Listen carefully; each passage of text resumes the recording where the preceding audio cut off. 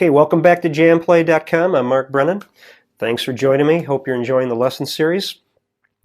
Okay, we're going to get back to some basic notation for you. We're going to talk about guitar tablature. I'm sure you've heard of it, probably have seen it.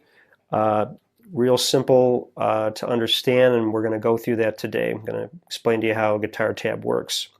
Now, there's going to be some supplemental content that you can pull up. Look at the guitar tab, and you can check it out as I'm explaining as we go along. Now think of it as a real simple graphic representation of the guitar strings and the fretboard. It's real easy to locate notes when you look at the tab. Now you'll notice that there are 6 lines to guitar tab, and they represent the 6 open strings of the guitar. Now you want to make sure you have the proximity of the lines correct. In a previous lesson we talked about the open strings. That's what we're going to call our low E string, our 6th string. Now it's the closest to the ceiling, it's the closest to you, but it's the lowest pitch string. So that's what we call our low E string, the low 6th string E. Now when you look at the tab and you look at the bottom line of the tab, the line all the way down at the bottom, that represents the low E string. Okay, don't think that that line is the top string, it's the low E string. Then our number 1 string, the one that's closest to the floor, is also the E string, but it's the thinnest string, it's the highest pitch string. So that is our high E string and our number 1 string. So the top line of the tablature is that string. Okay, and then as you go down all subsequent lines, the second line down is your 2nd string B. And then the 3rd line down is G, 3rd string G. 4th line down is our 4th string D. And then the 5th line down is the 5th string A. And then again the bottom line is the low E. Okay, now the numbers on the lines indicate either an open string on that particular string or a fretted note on that particular string. So if you see a 0 on the top line, that's the open 1st string. If you see a 0 on the bottom line, that's the open low 6th string E. Then the numbers indicate the frets. So a number 3 on the top line notates the 3rd fret of the top E string, which happens to be the G note. Okay. Now the thing that's beautiful about the tab is you don't have to worry about note reading like a standard notation staff. You don't really even have to worry about the names of the notes. It automatically locates the note for you. So when you're looking at tab music, especially the tabs you'll see in my opening lessons here, it's going to be real easy to locate the notes. Okay, so look it over, and again, if you have any questions on it, go ahead and shoot me a question on the forum. We're going to move on to more technical things. We're going to start getting our hands on the guitar. We're going to work on some right hand technique and left hand technique. We're going to start learning some notes. And now that you know how the tab works, you'll have no problem working with the supplemental material. Okay, so that concludes the tablature explanation. Hopefully that was understandable for you. If you have any questions, just shoot a question to me for the forum if you need further explanation on it. But it's really a pretty simple tool to use to notate music. Okay, so on the next segment what we're going to do is we're going to talk about the fretboard and the notes on the fretboard and a simple systematic way to learn the fretboard. We'll see you in the next segment. Thanks.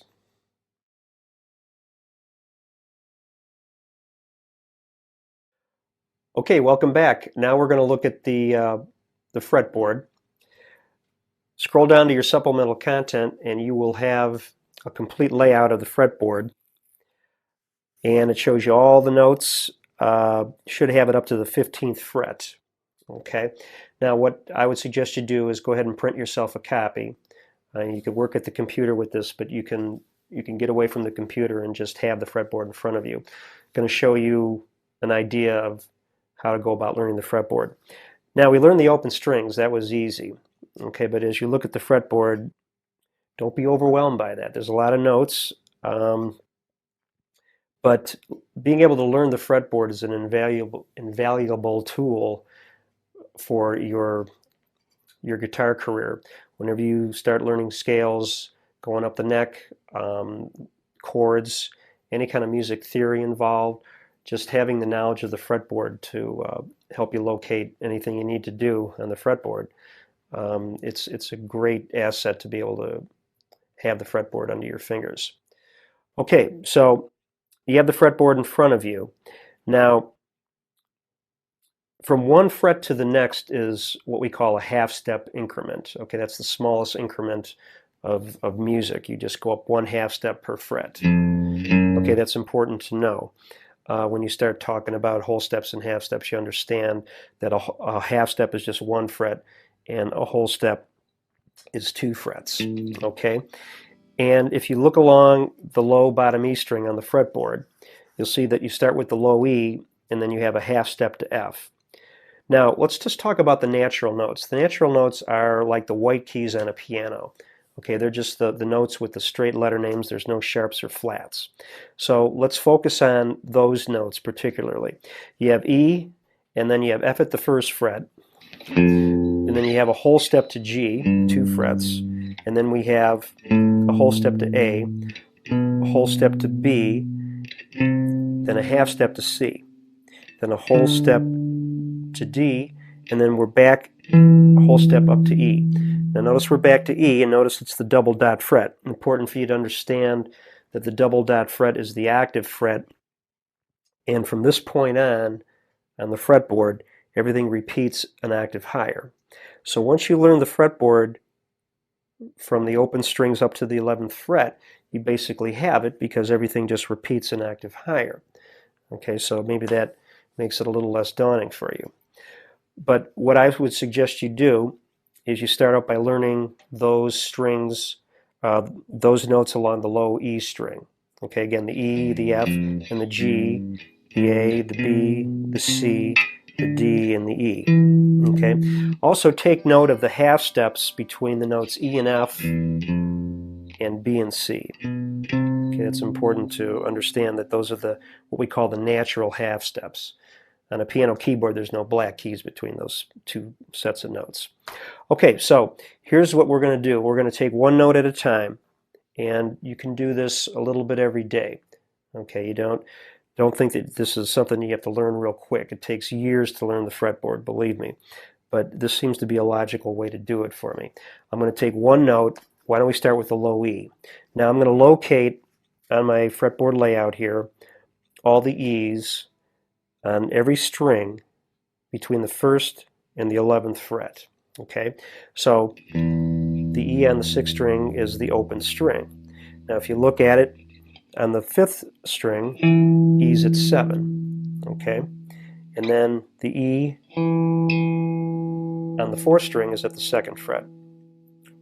Okay, then we have your 9th fret E on the 3rd string. Okay, then we go to the B string. We have the E on the 5th fret, and then the top E string, of course, is open. Okay, so I'm going to go through that slowly, just making mental notes of where the E's are. E, there's my E on the 4th string, 2nd fret, 9th fret on the 3rd string, 5th fret on the 2nd string, and then open. Okay, now we want to stress rhythm here. So I have my metronome here. Let me take a minute to show you my metronome. This is the Boss DB30, the Dr. Beat metronome. It's a great metronome. It's real portable. It has a lot of nice features on it. It's not real expensive. It's about $35–40.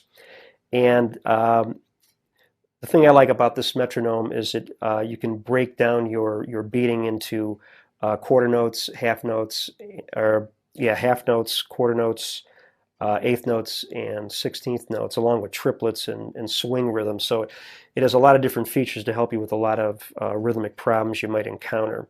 So you have a lot of choices with metronomes, but this is a nice one because you can throw it in your guitar case and you can put it on your belt if you like, you know.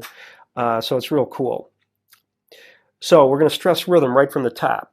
So we'll do this exercise rhythmically. I'm going to set my metronome beating to the quarter note and then 80 beats per minute. Okay, and we get it started.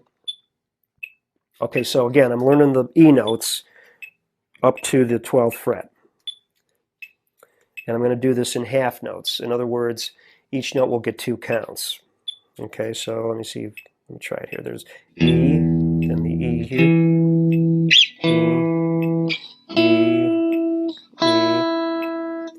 Now I'm going to go back down.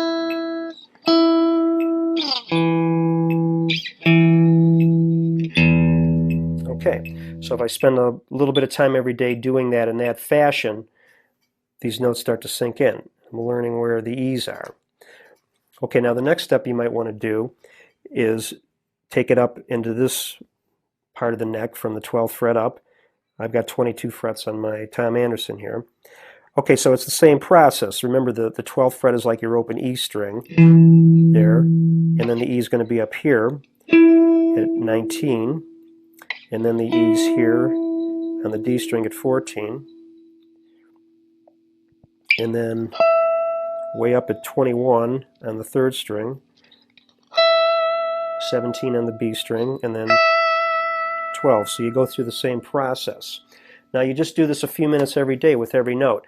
I would suggest you go through the natural notes that we went through earlier in the lesson, okay? And then work your way with the chromatic notes. The chromatic notes are going to have 2 different names, as you noticed. Now, what does that mean? That the name of the note depends on the key that you're playing in. That's all you really need to know at this point. You can just call them all sharp notes as you're memorizing them with this process.